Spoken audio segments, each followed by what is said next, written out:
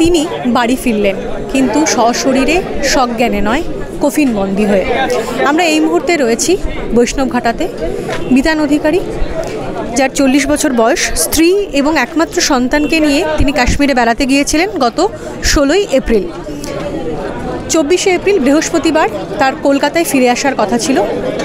নির্দিষ্ট দিনের একদিন আগেই ফিরলেন, কিন্তু কফিনবন্দি হয়ে। আমরা এই মুহূর্তে দাঁড়িয়ে রয়েছি 21B/2 রূপকথা অ্যাপার্টমেন্টে। এখানেই যিনি থাকতেন, ফ্লোরিডাতে উনি কাজ করতেন, একটি বহুজাতিক সংস্থাতে উনি কাজ করতেন, এবং যখনই কলকাতায় আসতেন তখন এই অ্যাপার্টমেন্টে উনি থাকতেন। ওনার আদি বাড়ি বেহালাতে। বাড়িতে বৃদ্ধ বাবা মা রয়েছেন। এই খবর তারা সংবাদ মাধ্যমে পান এবং সে খবর দেখে তার বাবা মা পাটুলির বাড়িতে এসেছেন। এই মুহূর্তে আমরা দেখতে পাচ্ছি যে পাড়ার মানুষজন সেই শ্রদ্ধা জানাতে তারা ভিড় করেছেন। গত মঙ্গলবার কাশ্মীরের পেহেলগাঁওতে জঙ্গি হানায় মৃত্যু হয় 26 জনের, তার মধ্যে 3 জন বাঙালি। পুরুলিয়ার বাসিন্দা মনীষ রঞ্জন মিশ্র আর কলকাতার 2 বাসিন্দা সমীর গুহ এবং বিতান অধিকারী।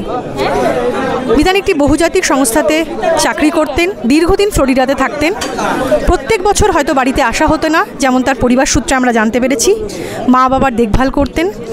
গত 8ই এপ্রিল তিনি এখানে এসেছিলেন এবং আসার পর তারা ঠিক করেন যে 16 তারিখে স্ত্রী এবং একমাত্র সন্তানকে নিয়ে তিনি ঘুরতে যাবেন কাশ্মীরে। পেহেলগাঁওতে যখন দুপুরবেলা সবাই বৈশালী উপত্যকাতে তারা যখন কেউ ঘোড়সাওয়ারি করছিলেন, কেউ খাওয়া দাওয়া করছিলেন, ঠিক সেই সময় অতর্কিতে জঙ্গি হানা হয়।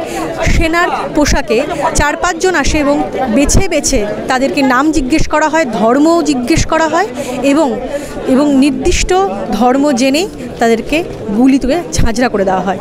আমরা এই মুহূর্তে দেখতে পাচ্ছি যে প্রচুর মানুষ এসেছেন। বিজেপি নেত্রী অগ্নিমিত্রা পল এসেছেন সেই শ্রদ্ধা জানাতে। আমরা ইতিমধ্যেই দেখেছি যে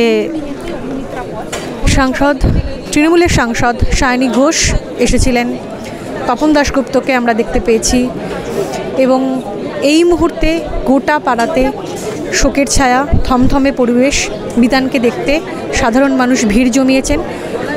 প্রচুর পুলিশ মোতায়েন রয়েছে যাতে কোনো বিশৃঙ্খলা পরিবেশ সৃষ্টি না হয়। বিতানকে একবার সেই শ্রদ্ধা জানাতে প্রচুর মানুষের ঢল। ঘুরতে গিয়ে স্ত্রী এবং সন্তানকে নিয়ে যে এই পরিণতি, তার কার্যত কেউ ভাবতে পারছেন না, কার্যত বাকরুদ্ধ সবাই।